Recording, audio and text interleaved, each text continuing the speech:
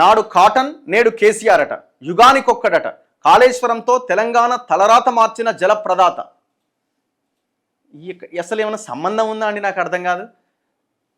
ధవళేశ్వరం బ్యారేజీ కట్టిన సరార్థర్ కాటన్తో పోల్చుకుంటుండు కేసీఆర్. ఆయన కట్టిన ప్రాజెక్టు దాదాపు ఎన్ని సంవత్సరాలండి? ధవళేశ్వరం ప్రాజెక్టు ఏ ఇయర్లో నిర్మించబడ్డది? దాదాపు 120 ఏళ్ళ 130 ఏళ్ళ ఇప్పటికది.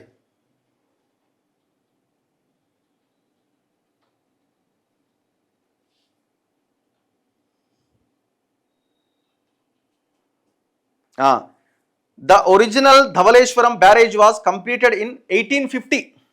1850వ సంవత్సరం. It was built under the supervision of British irrigation engineer Sir Arthur Thomas Cotton. The structure was later rebuilt and officially renamed the Sir Arthur Cotton Barrage. Okay, ఎప్పుడండి ఇది? 1850లో ఆ ప్రాజెక్ట్ కట్టడం జరిగింది. 2025 సంవత్సరంలో ఉన్నాం. చెక్కు చెదిరిందా? ఎన్ని వరదలు వచ్చినాయి, ఎంత ఇదైంది, ఎన్ని టీఎంసీల ఎన్ని క్యూసెక్ల వాటర్ ప్రవహించిన ఆ సరార్థర్ కాటన్ బ్యారేజ్, ధవళేశ్వరం బ్యారేజ్కి చెక్కు చెదిరిందా? ఒరి అమ్మ, నువ్వు ప్రాజెక్టు కట్టనే కడితివి, 6 నెలల కుప్పగూలిపా. 6 నెలల్లోనే యాప్రాన్లు కానీ కాంక్రీట్ అవి కానీ మొత్తం కొట్టుకపోయినాయి. కనీసం దాన్ని కూడా గుర్తించకుండా మెయింటైన్ చేయకుండా వదిలేయడం వల్లనే మేడిగడ్డ 2023లో కుంగింది. మేడిగడ్డ కుంగే సంవత్సరం ముందు నీ పంప్ హౌజులు మొత్తం మునిగినాయి, బాహుబలి మోటార్లన్నీ. సరార్థర్ కాటన్కి కేసీఆర్కి ఏమైనా పొంతనుందా? నక్కకు నాగలోకానికి ఉన్నంత తేడా ఉన్నది. జమీన్ ఆస్మాన్ ఫరక్ ఉన్నది.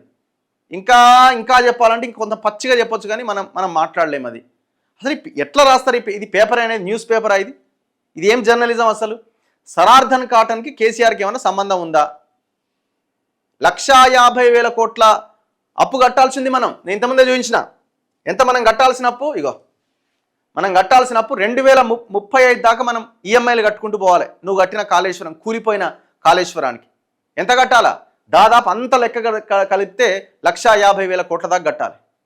70 నుంచి 80,000 కోట్ల అప్పు తెచ్చింది. మొత్తం ఇదంతా అప్పే. 11% రేట్ ఆఫ్ ఇంట్రెస్ట్కి పట్టుకొచ్చిండు. మరి సరార్థర్ కాటన్ ఏం చేసిండు? నువ్వు ఈ టైటిల్ కరెక్టే, యుగానికి ఒక్కడే ఉంటాడు. నీలాంటి దుర్మార్గుడు యుగానికి ఒక్కడే ఉంటాడు. ఈ టైటిల్ మాత్రం పర్ఫెక్ట్. ఇది కాటను ఇదంతా ఇది వదిలే, కానీ ఈ టైటిల్ మాత్రం కరెక్ట్. ఈ స్థాయిలో ప్రాజెక్టును కట్టి 2-3 ఏళ్ళకే కుప్పగూల్చి ఇన్ని వేల కోట్లు వెనకేసుకొని విదేశాల్లో రకరకాల భూముల మీద పెట్టుబడులు పెట్టి సొమ్ము చేసుకున్నారు చూసిరా. అందులో నువ్వు నీ కుటుంబం మాత్రం యుగానికి ఒక్క కుటుంబం, యుగానికి ఒక్కడివే నువ్వు పో.